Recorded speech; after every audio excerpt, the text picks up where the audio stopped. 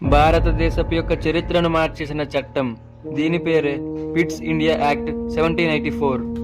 1780లలో East India Company పూర్తిగా out of control అయింది. Bengal famine of 1770లో లక్షలాది మంది భారతీయులు చనిపోయారు. Company leaders corruption, mismanagement, unnecessary wars వల్ల కంపెనీ ఆర్థికంగా నష్టపోయే స్థితికి వచ్చింది. కంపెనీ ఇలా పడిపోతే ఇండియాపై బ్రిటన్కు ఉన్న ఆధిపత్యం పోతుందని బ్రిటన్కు స్పష్టంగా అర్థమైంది. ఇండియాని నియంత్రించాలంటే కంపెనీపై డైరెక్ట్ గవర్నమెంట్ సూపర్విజన్ అవసరమని అప్పటి బ్రిటన్ ప్రధానమంత్రి అయిన William Pitt the younger Pitt's India Act 1784ని ఆమోదించాడు. ఈ చట్టం భారత పాలనను 2 భాగాలుగా విభజించింది. ఒకటి కోర్ట్ ఆఫ్ డైరెక్టర్స్, కంపెనీ సంస్థ, కేవలం వ్యాపారం, వాణిజ్యం మాత్రమే.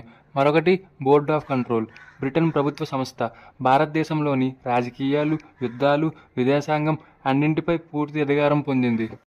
ఈ చట్టం భారతదేశానికి తీవ్రమైన నష్టాన్ని తెచ్చింది. బ్రిటిష్ రాజుకు పునాది వేసిన మొట్టమొదటి పెద్ద అడుగు అయింది. పిట్స్ ఇండియా యాక్ట్ మన స్వరాన్ని, మన స్వతంత్రాన్ని నిశ్శబ్దంగా తీసుకుపోయింది.